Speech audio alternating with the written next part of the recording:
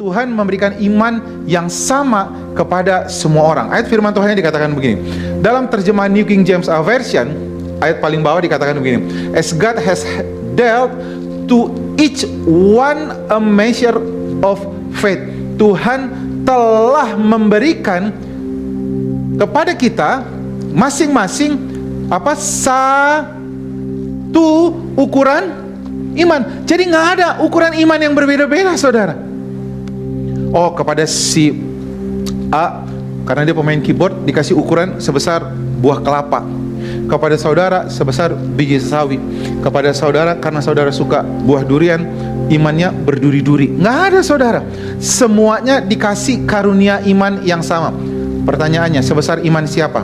Firman Tuhan katakan, Galatia 2 ayat 20, Galatia 3 ayat 26 dikatakan, sebab kamu, sama-sama baca dengan suara keras, adalah anak-anak Allah karena iman. Jadi iman saudara sebesar imannya siapa? Yesus.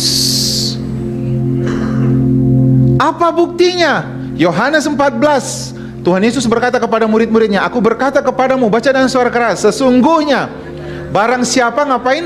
Percaya kepadaku, ia akan juga pekerjaan-pekerjaan yang aku lakukan, bahkan pekerjaan yang lebih besar daripada itu, sebab aku pergi kepada Bapa. Tuhan Yesus bilang apa? Yang aku lakukan, kau lakukan. Karena apa? Iman yang ada pada Yesus sekarang ada sama saudara. Jadi bukan berarti karena saudara terus di dapur nggak bisa ngusir setan. Karena ada juga setan yang suka di dapur. Bukan karena saudara seorang ahli komputer, jadi saudara nggak bisa berdoa untuk kesembuhan bagi orang sakit. No. Sama seperti Tuhan Yesus, saudara juga melakukan hal yang sama. Kamu akan melakukan apa yang aku lakukan, kata Tuhan Yesus. Jadi berhenti mengkerdilkan diri saudara. Ketika Tuhan Yesus naik ke surga, mau naik ke surga, lalu dia berkata kepada murid-muridnya, Roh Tuhan ada padaku. Oleh sebab itu katanya, Tuhan Yesus ngomong, lalu kalimat terakhir dia bilang ini, kamu akan mengusir setan demi namaku. Menumpangkan tangan kepada orang sakit akan sembuh. Menumpangkan tangan kepada orang mati akan bangkit. Megang ular, kamu tidak akan mati. Menginjak ular, kamu tidak akan mati. Menginjak kalajengking, minum racun, kamu tidak mati. Murid dia ngomong sama siapa, saudara? Tukang nelayan. Ini orang-orang nelayan, bekas mereka pemungut cukai dan sebagainya. Mereka ini yang punya kehidupan sama seperti saudara. Sekarang Tuhan bilang, iman yang sama yang ada padaku, kuberikan sama kalian.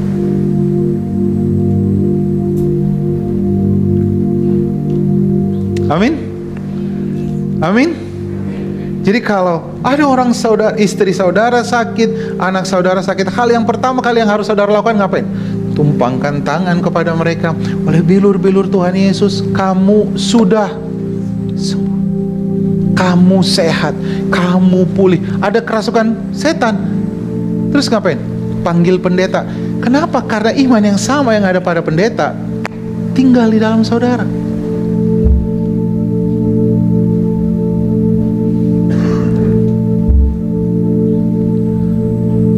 Matius 14 ayat 31. Kenapa Tuhan Yesus pernah mengatakan kepada perwira yang minta Tuhan Yesus menyembuhkan hambanya yang sakit.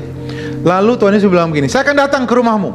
Perwira itu bilang apa? Nggak usah datang, ucapkan aja sepatah kata katanya, maka hambaku akan sembuh. Tuhan Yesus bilang begini, wih besar banget imannya. Lalu kepada perempuan yang sakit, anaknya sakit, perempuan Siro-Fenesia, dia datang kepada Tuhan Yesus dan bilang begini, anakku butuh kesembuhan untuk anaknya. Tuhan Yesus bilang begini, aku tidak datang untuk orang-orang di luar Yahudi. Perempuan itu bilang, anjing pun bisa makan dari remah-remah tuannya. Tuhan Yesus melihat kepada perempuan itu dan dia bilang begini kepada murid-muridnya, nggak ada orang pernah sebesar ini imannya. Loh, kok Tuhan bilang ini nih imannya besar? Satu kali Tuhan Yesus menampakkan dirinya kepada murid-muridnya dan dia berjalan di atas air. Saudara masih ingat pada waktu itu sedang ada badai. Lalu Simon Petrus melangkah dan dia berjalan. Kemudian kita sama-sama tahu dia tenggelam. Lalu Tuhan Yesus bilang begini, segera Yesus mengulurkan tangannya, memegang dia dan berkata, "Hai orang yang kurang percaya, mengapa engkau bimbang?" Terjemahan bahasa Indonesianya bagus, benar, lebih benar daripada bahasa Inggrisnya. Dalam terjemahan King James Version diterjemahkan begini, "O thou of little faith, hai kamu yang kecil imannya." Kenapa ada orang yang kecil imannya? Kenapa ada yang dibilang orang besar imannya? Saudara, perhatikan baik-baik. Tuhan kasih semua orang punya ukuran iman yang sama. Ukurannya apa? Seperti imannya siapa? Kristus. Tapi orang menggunakannya yang kecil, menggunakannya yang besar. Saya kasih contoh.